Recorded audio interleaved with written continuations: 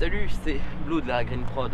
Aujourd'hui, avec mes camarades Red, Green, Grey, on va vous présenter une ville, la ville de Molsheim. Salut, c'est Green. Avec le groupe, on a mis du temps avant de se décider, mais ça y est, le projet Town Tour est enfin abouti. Ça doit faire 1 an que j'y pense, et avec le matériel nécessaire rassemblé et des amis qui sont à l'écoute, je suis heureux de pouvoir faire ce film documentaire. Alors le principe de Town Tour est relativement simple, c'est de montrer de beaux endroits dans des villes ou des villages, et de présenter les bâtiments importants qui sont au sein même de ceux-ci.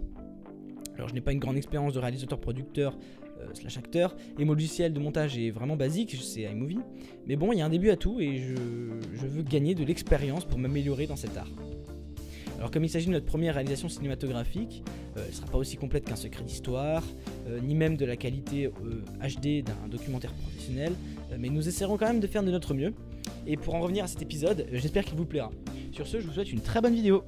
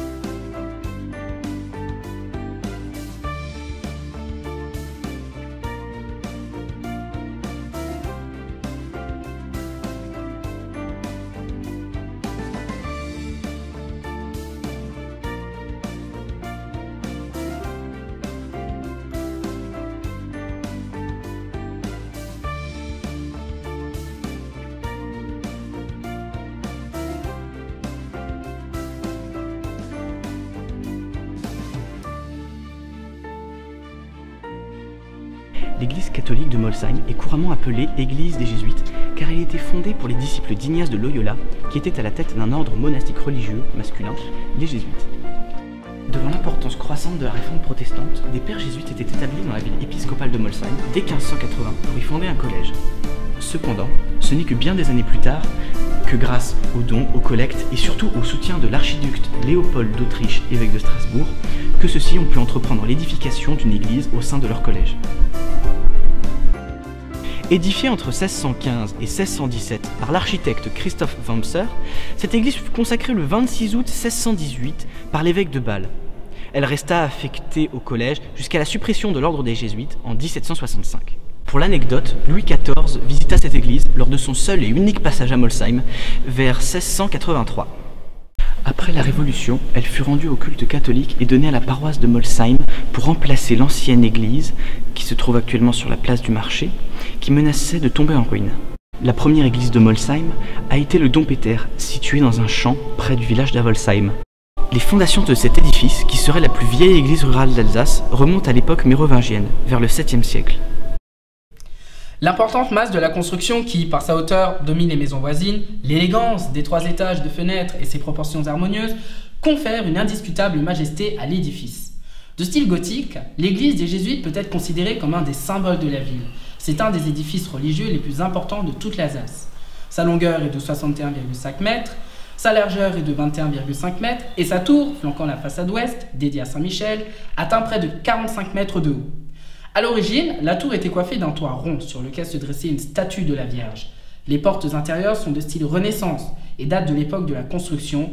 L'année 1618 y est plusieurs fois mentionnée. Justement, en parlant de tours, ces 2 tourelles latérales accolées au transept servent de cage d'escalier pour l'accès aux tribunes et aux combles. Mais le plus beau de l'église se trouve bien évidemment au sein même de celle-ci.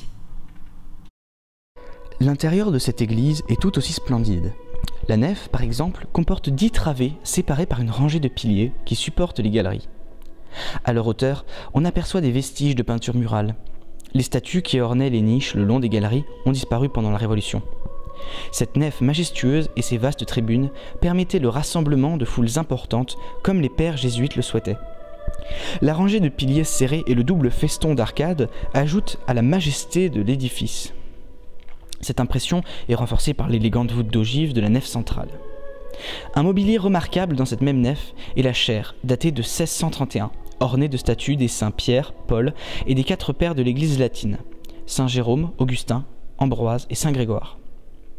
Les bas-reliefs représentent Jésus guérissant un lépreux, l'envoi des apôtres en mission, Jean-Baptiste prêchant la pénitence et Saint Ignace et Saint François-Xavier. La nef conduit au chœur et plus particulièrement au maître-autel de style néo-gothique de 1865. Si ce chœur est particulièrement vaste, c'est parce que les jésuites y accueillaient de nombreux membres du clergé lors de leurs cérémonies. De plus, il est très lumineux, ce qui accroît encore l'impression de grandeur de l'édifice. Au milieu de l'autel se tient Saint Georges, terrassant le dragon. Ce martyr du IVe siècle est le patron de l'église et de la ville. En effet, nous retrouvons ce saint sur le blason de Molsheim. Au-dessus du tabernacle se dressent les statues de Saint Materne, Saint Bastien, Saint Roch et Saint Arbogast. À l'avant du chœur, se faisant face, 2 statues majestueuses en bois doré. À gauche, une Vierge à l'enfant et à droite, une statue de Saint Joseph. À gauche de l'autel se trouve aussi une statue de Saint Érasme, évêque et martyr du IVe siècle, et à droite, celle de Sainte Apolline. Située dans le transept sud, cette chapelle occupe l'emplacement de l'ancienne chapelle de l'hôpital Sainte-Marie de Molsheim, fondée en 1316. Cette partie du transept est dédiée à la Vierge. Les peintures murales sont dues à l'artiste parisien Audran et datent essentiellement de 1648. Une scène de circoncision, Jésus parmi les enfants, avec les docteurs de la loi, l'entrée à Jérusalem. Dans le petit chœur sont peints Marie Immaculée, l'Annonciation, la Visitation et la Nativité. De part et d'autre de cette chapelle sont représentés Saint Joseph, Saint Bernard, Saint Joachim et Saint Dominique. Les armoiries sur la clé de voûte sont celles de l'évêque Gabriel Haug. Il est remarquable de constater la différence entre le reste de l'église et cette chapelle. La blancheur et les dorures de ce transept montrent qu'un travail remarquable a été fait pour honorer la Vierge. Les petits bas-reliefs, appelés des stucs, représentent des motifs végétaux et des anges. Vers l'arrière de la chapelle, la magnifique dalle funéraire de Jean Ier de Dirpheim, évêque de Strasbourg de 1306 à 1328, qui dota la ville de Molsheim d'un hôpital pour les pauvres et fit restaurer et agrandir le premier mur d'enceinte de la cité.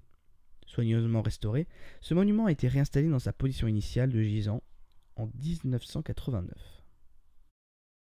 Passons dès à présent au transept nord, la chapelle Saint-Ignace. Les peintures murales datent de 1621 et de 1755. Elles relatent la vie du fondateur de la Compagnie de Jésus, les Jésuites. De part et d'autre de l'entrée du petit chœur, des représentations des Saint Florent, Arbogast, Amand et Saint Materne. Les armoiries sur la clé de voûte sont celles de l'archiduc Léopold d'Autriche, évêque de Strasbourg et commanditaire de l'église. Les décorations en stuc des chapelles latérales qui datent de 1630 constituent le seul exemple de style jésuite en Alsace. Elles sont l'œuvre de Jean Kuhn. Les fonds baptismaux datés de 1624 proviennent de l'ancienne église paroissiale. Les bas-reliefs représentant les sacrements à l'exception du baptême, la vasque étant elle-même le symbole de ce sacrement.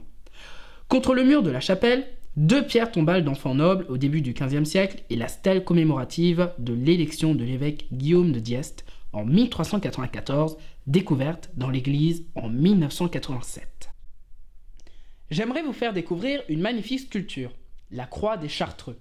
C'est dans l'entrée nord de l'église que se trouve cette magnifique croix en pierre. Conrad Seifert est le maître présumé qui aurait sculpté cette croix vers 1480 pour les Chartreux de Königshofen. Exposée durant près de 2 siècles à la Chartreuse de Molsheim, elle a été transférée au cimetière de la ville après la Révolution et mise à l'abri du temps dans l'église en 1970. Il a fallu au sculpteur un bloc de 20 tonnes pour tailler cette croix de 4,5 mètres de haut pour 2,10 mètres de large. L'habileté de l'artiste est remarquable. Regardez l'expression paisible du visage du Christ. Cette croix est une des plus belles que l'Alsace possède à la fin du Moyen-Âge. Moi qui suis musicien, je ne pouvais pas vous présenter l'église sans vous faire découvrir ce qu'il a fait vivre chaque dimanche, l'orgue Silbermann. Construit par Jean-André Silbermann, facteur d'orgue strasbourgeois en 1781, cet orgue remplace un instrument de 1618. La composition d'origine n'est attestée par aucun document. Cependant, restauré en 1970 par Alfred Kern, il retrouve son caractère authentique. Le montage et l'harmonisation furent réalisés en mai et juin 1781 et l'instrument fut inauguré le 17 juin 1781 par Jacques-Frédéric Neumeyer, organiste à Saint-Pierre, le jeune de Strasbourg, qui était originaire de Molsheim. Cet orgue est le seul de la région à posséder un clavier d'écho complet de 4 octaves. Son buffet en chêne à 3 tourelles possède des ailes sculptées représentant des instruments de musique, certainement antérieurs à 1781 et sans rapport avec le style de Silbermann.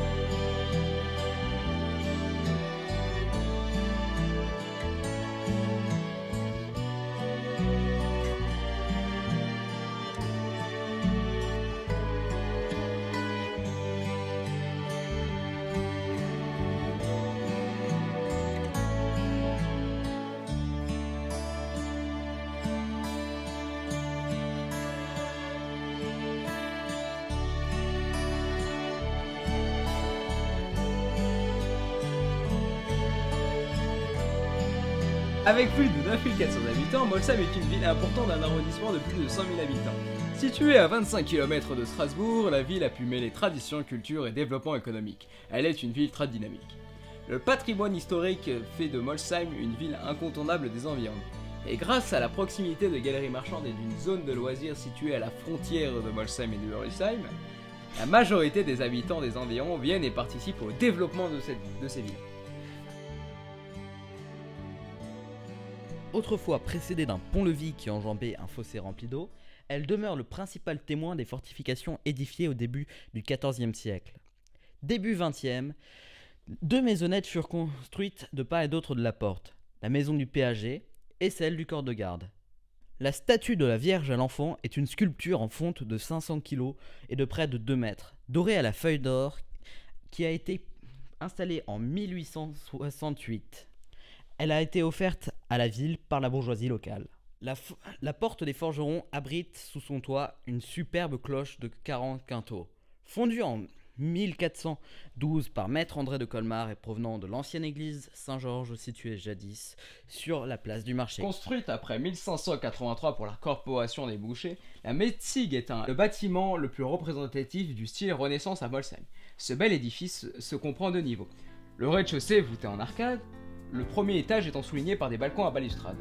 La façade principale s'agrémente d'un double escalier que couronne une tourelle à bulbe avec son horloge à Jacquemart, 1607, où 2 angelots de pierre sonnent l'heure. Dans la partie supérieure, une niche abrite une statue d'une Vierge à l'Enfant. Le premier étage comprend une magnifique salle à colonnade. Datant de 1573, l'Hôtel de la Monnaie est un bâtiment qui fut détruit en 1722, puis restauré entre 1972 et 1978. Il servit d'abord à produire de la monnaie, d'où son nom, puis des recettes à l'évêché. Il fut remplacé par une fabrique de quincaillerie des entreprises Jacques Coulot, qui fut lui-même remplacé par un centre de regroupement des armées, puis muté en local de conditionnement. Aujourd'hui, ce bâtiment abrite 3 salles, les caveaux Bugatti et Coulot, et la salle Manderschweit. Il abrite de nombreuses manifestations autant artistiques que scientifiques, mais aussi vidéoludiques, comme par exemple la Molsheim Games Night, que les jeunes et les adultes attendent avec impatience.